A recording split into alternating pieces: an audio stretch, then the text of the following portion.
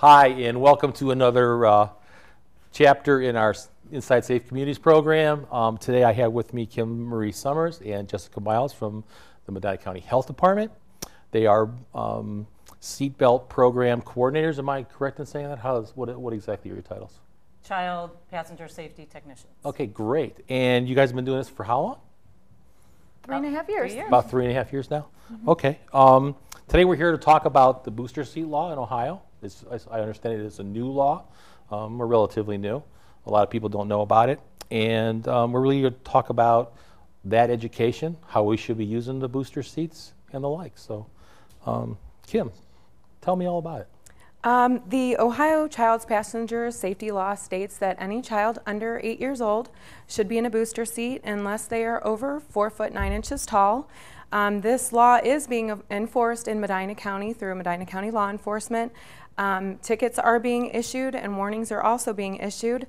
So it's important to understand that this is a law. Although it is a secondary offense, it doesn't take away from the risks that are associated with a child not being in a booster seat that should be. So what are some of the risks that would come with the child not being in a booster seat? One piece we like to stress is to keep your child in the booster seat for as long as possible, meaning you might have, say your child turns 8 years of age, it might still benefit your child to keep them in that booster seat because that booster seat will continue to provide the appropriate protection that they need. For example, you might have a child who's small for their age, and again, they would benefit from remaining in that booster seat.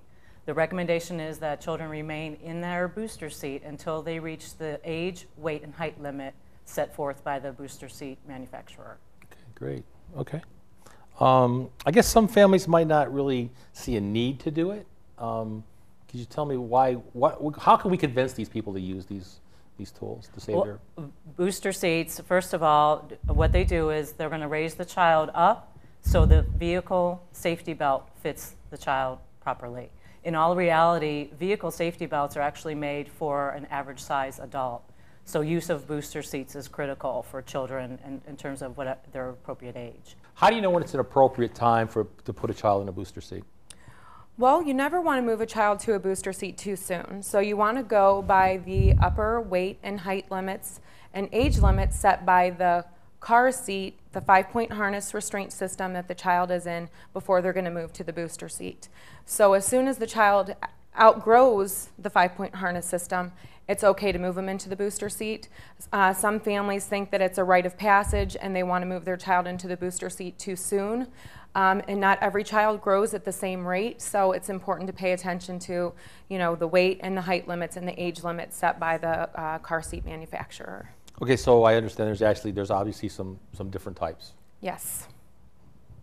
Here we have, actually, there's a high back belt positioning booster and a backless booster seat, both of which you need to use the lap and shoulder belt. You want to make sure that the lap portion of the belt fits tight across the upper thigh of the child and that the shoulder portion is fitting tight across the chest area, not cutting into their neck or slipping off their shoulder. And it's important to know, too, that you should be using a child passenger safety restraint that is designed for use in a vehicle. Sometimes we see things where parents want to put their child on a towel or on some books and use that as the booster seat, but those aren't designed for safety and it could be critical to your child's safety. So you want to make sure that you're using a car seat or a booster seat, that's designed for vehicle use. How does this all play a part in trucks, like pickup trucks? The high back booster is probably going to be more beneficial in trucks because it's going to provide the upper body protection. Some of the trucks they don't have the headrest, which is why this booster seat would come into play. It's going to provide more of the full body protection versus the low, the no back or just the, the basic booster seat that sits on the seat. Okay, so when would you use the backless one then? You could use the backless booster in a situation where you have a larger child or where, if you don't have the, this type of booster seat system, as long as the car vehicle seat has a headrest, the no back booster is suitable. Okay, so where should these be? Like if I have a van, should we be in the second seat, the third seat?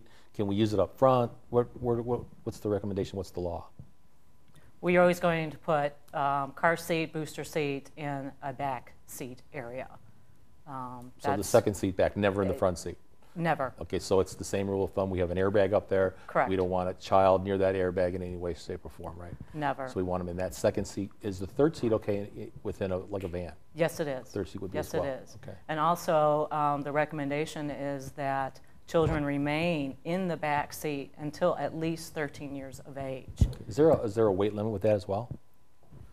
There are different weight limits for different booster seats. Yeah. And booster seats and car seat manufacturers are using higher weight limits because they know that the longer a child stays in the booster seat, they're being provided more protection by the seatbelt system. If they're too small, or if they're not tall enough, or if they don't weigh enough, you know, regardless of their age, they're going to be provided more protection with the booster seat. Okay, let's take this another step. Let's go all the way back to when they left the hospital. What type of a seat, when the infant is just born, what kind of seat should they have in their car? The recommendation is for them to be brought home in an infant carrier. The infant carrier is a rear-facing only seat. Usually the weight limit can go from anywhere from 4 pounds to a higher weight limit of 32 or 35 pounds. And that seat's only going to be a rear-facing seat. Oftentimes you can install it with a base or without a base. The base is mostly for convenience. But for the first year of life, it's going to provide the child more protection when you're taking the child in and out of the vehicle, you know, home or into the grocery store for shopping. So you're not taking, you know, the fragile child out, you know, until they're able to sit up on their own.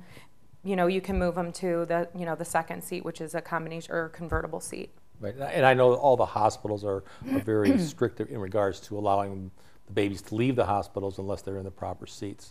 And I know that there's some of the hospitals are actually providing those to make sure that, you know, they go home. But, you know, there's always parents that think that they can hold a child in their lap and that will be safe, and that is just so unsafe.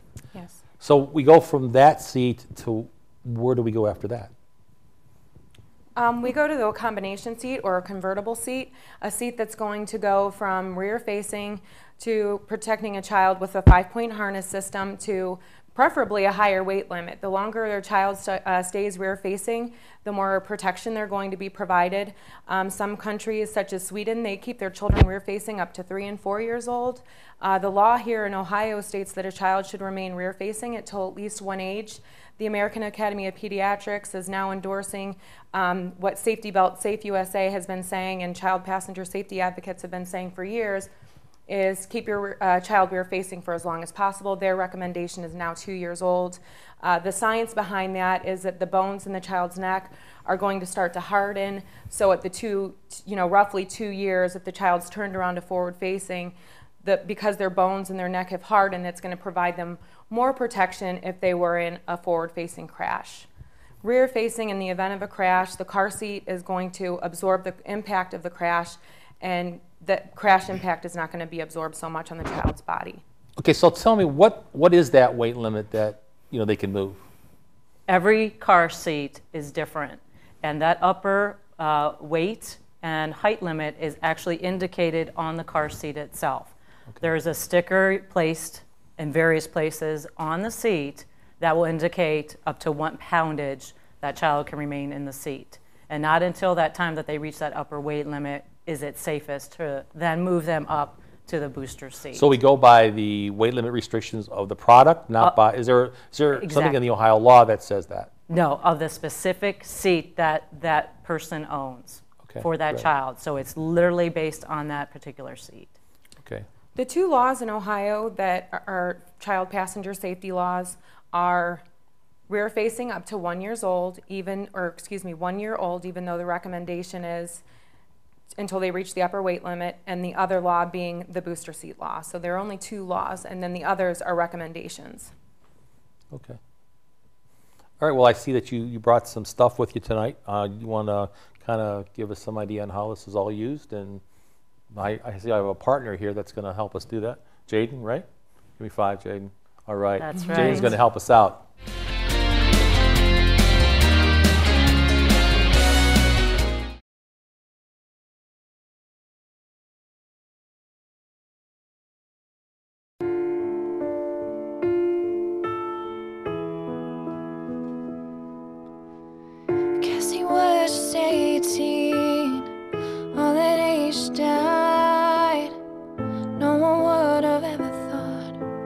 be a suicide.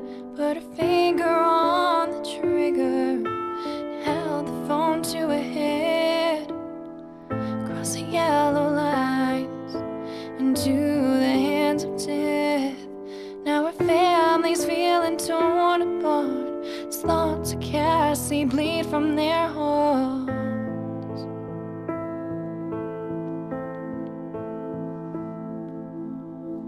What is so important that you have to say?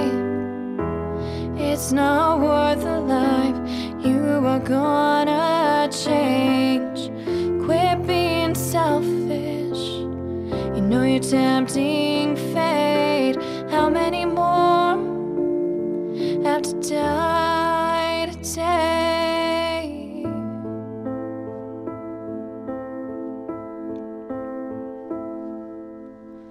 Sorry, can't revive a lifeless child or replace the sight of his familiar smile. Life he had stolen away, everything destroyed in a day. Face the family left behind, how will you explain? They're needless lost for petty things, you're obsessed with mindless texting.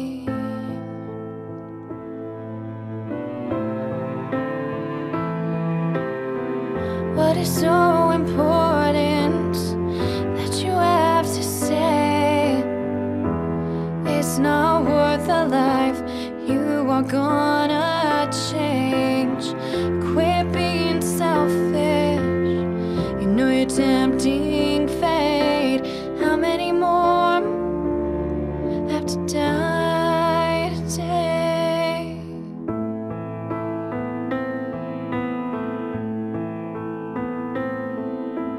Where is your heart?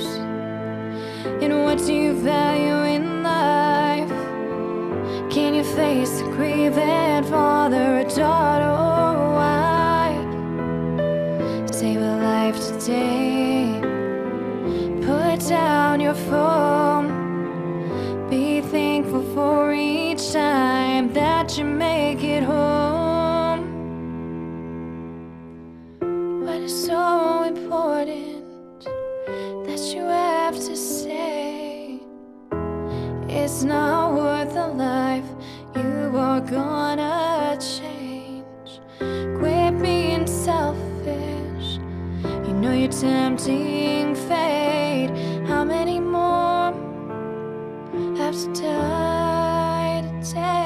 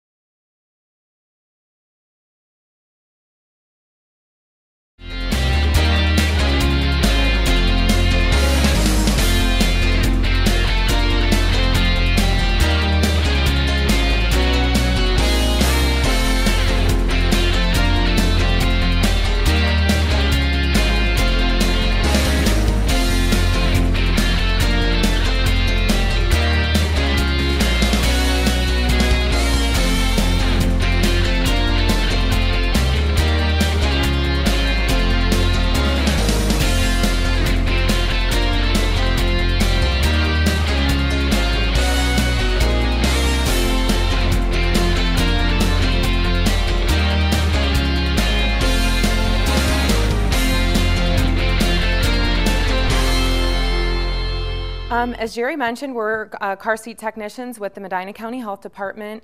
We have monthly car seat checks held the second Monday of every month. And in addition to that, we're visible in the community roughly on 12 other occasions. So We're pretty visible in the community, and I just wanted to share with you some of the resources that we use in regard to booster seat education. We have KIP here, and this allows us to share with families the height of their child. You'd be surprised how many parents don't know how tall their child is and where they kind of fall in here in this booster seat zone. You know, as I mentioned before, any child under 4'9" tall, regardless of their age, should remain in a booster seat. So Jaden, if you could step up here, please. Thank you. Good job. We can see that Jaden is about 3'10", and we take our scale with us too. Jaden, if you would step on the scale. This lets us know if the child has outgrown the booster seat by weight, or excuse me, their car seat by weight, and Jaden is about 52 pounds. Good job. And this is a resource that was created by one of our car seat technicians, and this is what's called Booster Booty. Now this is an actual vehicle seat that we can transport with us to events, and this allows us to demonstrate to families how their child fits in a booster seat or fits in a vehicle seat without the booster seat. There's a 5-step test that we can go through that helps parents understand, you know, if their child is in need of a booster seat or not. And then we also can demonstrate to families after we take the child out what the differences are, and then we put the child in the booster seat and we can show them, you know, how the 5-step test works. So to just kind of walk you through the 5-step test, you sit the child in the vehicle seat, and you want to make sure that the child is sitting all the way back with his back flush against the back of the seat. The second part of the test is you want to make sure that the shoulder belt is not cutting into the child's neck or is too far across the child's shoulder. If it's cutting too far into the child's neck, the likelihood that the child is going to take the seat belt and put it behind their shoulder is very likely. Sometimes parents don't see their kids doing this. They look back and all of a sudden the child doesn't have any upper body protection. In the event of an accident, the child's body is going to fold, causing abdominal injury and possible spinal injury, permanent injury, and possibly death. You also want to see how the lap belt is fitting across the child's lap. You want to make sure that it's going across their hips and touching the tops of their thighs. Again, if it's too far up on their abdominal region, it could cause abdominal injuries. Also, another step to the test is you want to make sure that the child's feet aren't sticking out. So there's a natural bend in the child's knee.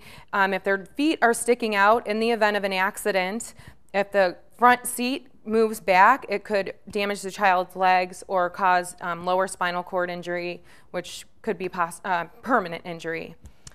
And did I forget any? Oh, yes, thank you. Yeah, the length of the trip. You want to make sure that your child's going to be able to stay in that position for the length of the trip. If a child is not fitting properly within the seatbelt system, oftentimes what happens, for them to compensate for their comfort, they have a tendency to slide down, which if they're sliding down, the seatbelt's not going to fit them correctly. Their legs are going to be in a dangerous position if they are in an accident. And a lot of the education that we do provide to families is worst case scenario, but that's what we're trying to protect families against, worst possible situation. Now we're going to put Jaden in a booster seat, which as Jessica mentioned before, it's going to raise him up. That's what they're designed to do. And we're going to demonstrate to you how the seatbelt system is going to fall on Jaden and provide him more protection.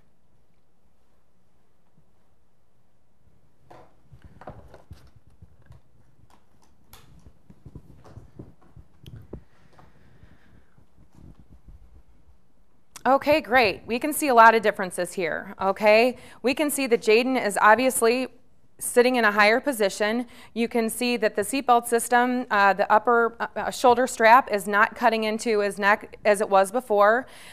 We can see that it's fitting across the top of his thighs, not on the soft abdominal tissue. We can see that he is sitting as far back onto the seat where his back is flush against the seat. We can see that his knees, there is more of a natural bend, and his feet aren't going to stick straight out. And he obviously looks more comfortable, like he could stay that way for the entire trip.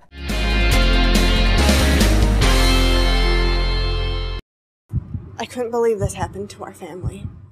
Why aren't people screaming from the rooftops that this is dangerous? Because someone made one stupid mistake. I'm an only child. said, "You've got to stop this." I said, "You're going to have a wreck."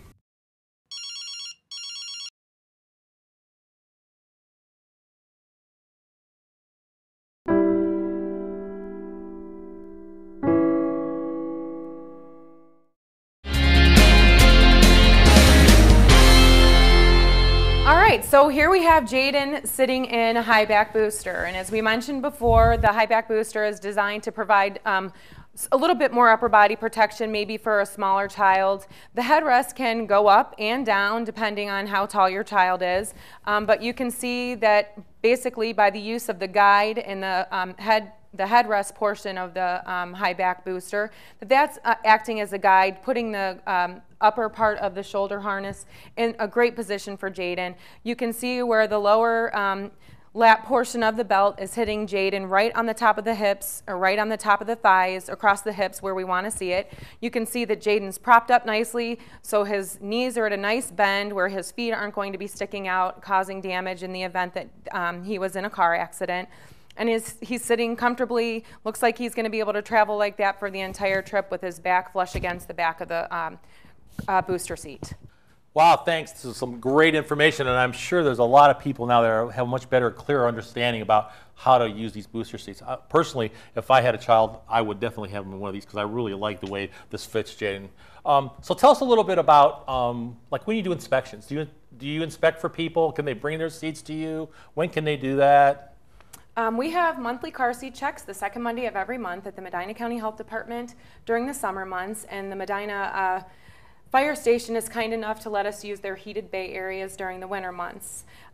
Appointment is required. We don't provide a walk-in service, so we try to advise families, give us a call well enough in advance, you know, before you know your baby's going to be born, so you're not rushing to make an appointment. Our car seat check starts at 2 o'clock, and we take our last appointment at 5:30. Okay, so they do have to have an appointment. They should give you a call ahead of time. Yes, absolutely. Okay. And we'll make sure that we provide the viewers with all that information. I want to thank you both for coming. Great information. I'm sure the viewers will be able to use this you know, every day of their lives, and especially the ones that have kids in there. As they're growing up, they understand the procedure of how they move through these different safety seats. So thank you very much for coming. I appreciate it. Thank you, Kim. Thank you, Jerry. And Thanks for thank you, having us. buddy. Thanks for helping us, okay? And thank you very much for watching. Take care.